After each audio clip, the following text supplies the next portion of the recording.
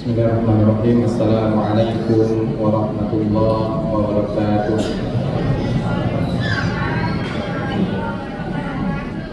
Alhamdulillahirabbil alamin hamdan katsiran kama amar. Asyhadu an la ilaha illallah wahdahu la syarika lah wa asyhadu anna Muhammadan abduhu wa rasuluhu la nabiyya ba'dah. Allahumma shalli wa sallim wa barik ala nabiyyina wa syafi'ina wa maulana Muhammad sallallahu alaihi wasallam.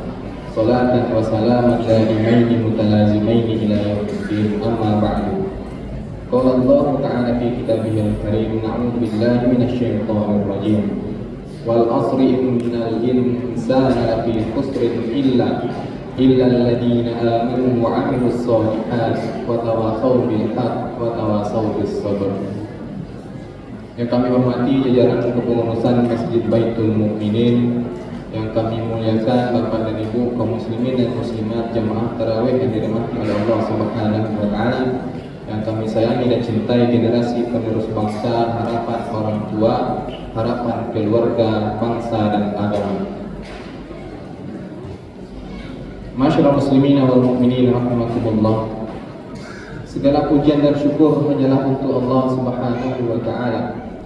Dan bentuk pujian dan syukur yang paling minimalis yang dapat kita lakukan dengan melafalkan hamdalah. Segala doa dan pengagungan kita sampaikan kepada Nabi Muhammad sallallahu alaihi wasallam berupa salawat dan salam dengan lafal Allahumma shalli ala Muhammad wa ala ali Muhammad. Masyaallah muslimin wal mu'minin rahimakumullah. Adapun tema atau judul yang diamanahkan kepada kami adalah tentang orang-orang yang merugi. Nah, dari tema ini kami mengambil landasan dari surat Al-Asr yang telah kami bacakan tadi. Ayat surat yang pendek yang hanya terdiri dari 3 ayat. Meskipun pendek, surat ini memberikan pelajaran yang sangat mendalam, khususnya dalam kehidupan manusia. Apa saja pelajaran yang bisa kita ambil dari surat Al-Asr ini? Wal 'asri innal insana lafi khusrin illa alladziina aamanu wa 'amilus shalihaati wa tawassaw bil haqqi wa tawassaw bis sabr. Yang pertama adalah nilai waktu yang sangat berharga. Allah Subhanahu wa taala membuka surat ini dengan sumpah atas masa. Wal 'asri, Allah bersumpah demi masa, demi waktu. Ini menunjukkan bahwa waktu itu sangatlah penting bagi kita dalam kehidupan masing-masing. Waktu merupakan nikmat yang sangat luar biasa besarnya bagi kita. Sama rata, sama-sama mendapatkan 24 jam. Tapi waktu merupakan nikmat yang paling sering disia-siakan oleh manusia tersebut. Sebagaimana disabdakan oleh Nabi Muhammad SAW dari Abdullah bin Abbas yang diriwayatkan oleh Imam Al-Bukhari, ni'matani maghbunun fihima katsirun minan nas, as-sihhatu wal faragh. Ada 2 kenikmatan yang paling sering disia-siakan oleh manusia. Yang pertama adalah nikmat sehat. Yang kedua adalah nikmat waktu yang luang. Bila terasa kita nikmat sehat itu penting bagi kita. Ketika sakit, tapi ketika sehat tak terasa nikmatnya. Bila terasa waktu luang itu penting bagi kita. Kalau misalnya deadline lah mendesak, baru terasa dia waktu luang banyak selama hidup. Ibnu Jauzi mengatakan bahwa terkadang manusia diberikan ada waktu luangnya, tapi keadaannya tidak dalam keadaan sehat. Dan terkadang manusia diberikan sehat, tapi sibuk akan urusan dunianya. Dan terkadang manusia diberikan kesehatan dan ada waktu luang, tapi tidak mereka gunakan dalam beramal, dalam ketaatan kepada Allah Subhanahu wa taala. Itulah tanda-tanda orang yang tertipu. Itulah tanda-tanda orang yang merugi. Masyaallah muslimin wal mu'minin rahimakumullah. Pepatah Arab mengatakan berbunyi al-waqtu kas-sayf illam taqtahu qata'aka. Waktu itu ibarat pedang. Kalau tidak kita gunakan dengan baik, maka pedang itu bisa memotong kita, bisa menebas kita. Begitu juga dengan waktu. Kalau kita tidak bisa memanfaatkannya dengan mengelola dengan baik dan bijaksana, maka waktu itu akan menebas kita dengan penyesalan di kemudian hari. Pepatah Arab lainnya berbunyi, al-waktu athmanu minad dhahab. Waktu itu lebih mahal daripada emas. Barang harga emas ini, Bu, hampir 7 juta kilo. Apalagi tambah dengan invasi Amerika dan Israel ke Iran hari ini, bisa membumbung tinggi harga emas. Tapi dari pepatah mengatakan waktu lebih mahal daripada emas. Meskipun harga emas sampai 10 juta esoknya, tapi waktu lebih mahal daripada emas. Emas yang hilang, yang tidak ada, bisa kita beli, bisa kita cari, tapi waktu yang telah berlalu tidak akan kembali. Waktu yang telah pergi itu akan diminta hisab dan pertanggungjawabannya kepada apa dan kemana kita manfaatkan waktu tersebut. Masyaallah muslimin wal mu'minin rahimakumullah. Pelajaran yang kedua dapat kita ambil adalah kerugian universal yang mengancam umat manusia. Melalui ayat ini, ayat yang kedua, innal insana fi khusrin. Allah mengatakan bahwa pada hakikatnya semua manusia yang ada di dunia mengalami kerugian tanpa terkecuali. Baik dia muslim maupun non-muslim, dimanapun berada, kapanpun dia ada, setiap manusia keseluruhan tanpa terkecuali berada dalam kerugian. Namun Allah mengecualikan manusia yang memiliki 4 hal. Illal ladzina amanu wa 'amilus shalihat wa tawassaw bil haqqi wa tawassaw bis sabr. Kecuali orang-orang yang beriman lagi beramal soleh, saling menasihati dengan kebenaran dan kesabaran. Orang yang beriman lagi beramal soleh, tidak hanya beriman tapi tidak diimplementasikan dalam amal perbuatan, rugi. Yang ngaku beriman, ngaku Islam, tapi tidak pernah solat, tidak pernah ibadah.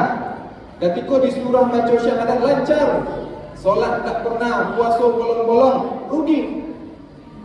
Yang beramal soleh, berbuat baik, ketika terjadi bencana, dialirkan, dikirimkan bantuan donatur sampai ratusan juta, tapi tidak tanpa dasar iman, rugi. Allah kecualikan manusia 4 hal. Kalau ada iko dalam diri kita, kalau ada iko dalam diri manusia siapapun dia, Allah jamin tidak ada kerugian dalam kehidupannya. Ma'asyiral muslimin wal mu'minin rahimakumullah. Yang ketiga, pelajaran yang kita ambil dari surat Al-Asr ini adalah keseimbangan antara perbaikan diri dan kepedulian terhadap sesama masyarakat, kepedulian terhadap sosial. Kita memang diperintahkan untuk senantiasa beriman dan beramal soleh, tapi itu hanya terbatas perbaikan antar diri pribadi. Siapa yang beriman? Diri kita pribadi. Siapa yang beramal soleh? Diri kita pribadi. Tapi tidak hanya sebatas itu makna yang dikandung dari surat Al-Asr tadi.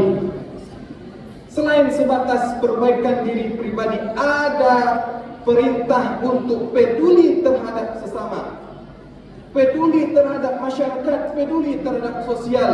Wa tawasau bil haqq wa tawasau bis sabr. Saling menasihati dengan kebenaran, saling menasihati dengan kesabaran. Kita saling menasihati untuk ketaatan kepada Allah Subhanahu wa taala. Saling menasihati merupakan bagian dari amar ma'ruf nahi munkar yang diperintahkan kepada kita. Namun yang terjadi hari ini, nilai saling menasihati dengan kebenaran mulai hilang. Langka maha haragonyo. Contoh viral, acok tak jadi. Seorang guru dilaporkan dikriminalisasi oleh orang tuanya dilaporkan ke pihak berwajib. Apa sebab? Guru menasihati, mendisiplinkan anaknya di sekolah. Itu yang terjadi kini Pak Ibu. Tak terima anaknya dinasihati, tak diterima anaknya didisiplinkan, dikriminalisasi guru. Apa akibat? Guru dipecat, guru dikeluarkan dan lain sebagainya. Nilai itu sudah mulai hilang. Cuba cari masuk kita Saisuah. Ada anak orang berjalan berbuat salah, kita nasihati. Menangi anak tu mengadu ke rumah orang gaib. Mak, awak di berangan di apa-apa. Mengawak. Awak yang kekokkan orang salah, mak. Tapi kini yang terjadi. Orang gaib membela anaknya yang salah, sehingga mengkriminalisasi orang yang memberikan nasihat. Nilai itu semakin langka dan hilang. Ma'asyiral muslimina wal mu'minina rahimakumullah wa tawassaw bis sabr. Diletakkan setelah saling menasihati dengan kebenaran. Bangkok baitu. Orang yang memberikan nasihat harus ada kesabaran di dalam dirinya. Bisa jadi nasihat yang diberikan tidak diterima di orang dan mendengar. Bahkan terjadi perlawanan. Patang viral. Seseorang menegur tetangganya bermain drum di malam hari. Apa yang terjadi? Yang menegur babak belur, dikeroyok. Itu yang terjadi Bapak Ibu. Orang yang memberikan nasihat harus ada kesabaran, dan orang yang menerima nasihat harus sabar atas nasihat diterima. Rasulullah SAW telah mencontohkan kepada kita. Tapampang jaleh buktinya tu. Salim kalamu 23 tahun. Raja Nabi mengajak dan kabar dua, tapi anan tabat feedback yang diterima oleh Nabi. Apa yang dilakukan oleh Nabi? Sabar. Ada di balik-balik pun tak. Masyaallah muslimina wal mu'minina rahimakumullah. Pelajaran yang keempat adalah kesabaran kunci kesuksesan. Sabar itu bikin hidup tenang dan aman dan akan membawa kita kepada kesuksesan. Allah Subhanahu wa taala sangat mencintai orang yang bersabar tadi. Wallahu yuhibbus sabirin. Apabila Allah telah mencintai hambanya, maka Allah akan memberikan apapun yang diminta oleh hambanya tersebut. Apabila Allah telah mencintai hambanya tersebut, maka Allah akan memberikan kebahagiaan di dunia dan akhirat. Janji Allah kepada orang yang bersabar. Innallaha ma'as sabirin. Allah bersama orang-orang yang bersabar. Allah akan memberikan pahalanya tanpa kenal batas, tak terhingga bighairi hisab. Imam Al-Ghazali mengatakan bahwa sabar itu bukan hanya terkait dalam musibah ujian yang kita terima, tidak. Tapi sabar juga berkaitan dengan menjalani ketaatan kita kepada Allah Subhanahu wa taala. Sabar itu juga berkaitan dengan menjauhi larangan dari apa yang diperintahkan oleh Allah Subhanahu wa taala. Contoh saja, kita disuruh puasa, kita disuruh salat, pasti ada rasa panik, pasti ada rasa kantuk. Bahkan kita bersabar untuk itu sabar. Ketika kita puasa, pasti ada godaan dan rayuan. Tinggal seorang di rumah, ada makanan, ada rumah. Mampu kita menahan, itu sabar. Ketika kita diberikan ujian, ikhlas kita menerima tanpa ada sumpah sarapah menyertai ujian tersebut, itu sabar. Masyaallah muslimina wal mu'minina rahimakumullah. Ibarat jamu Bapak Ibu. Ketika kita minum pahit, tapi apa efek sampingnya bagi tubuh? Banyak. Baik itu juga sabar. Sakit di awal, sesak di dada, bangkuk modiko, tapi apa ujungnya? Berbuah manis. Janji Allah banyak bagi orang-orang yang bersabar.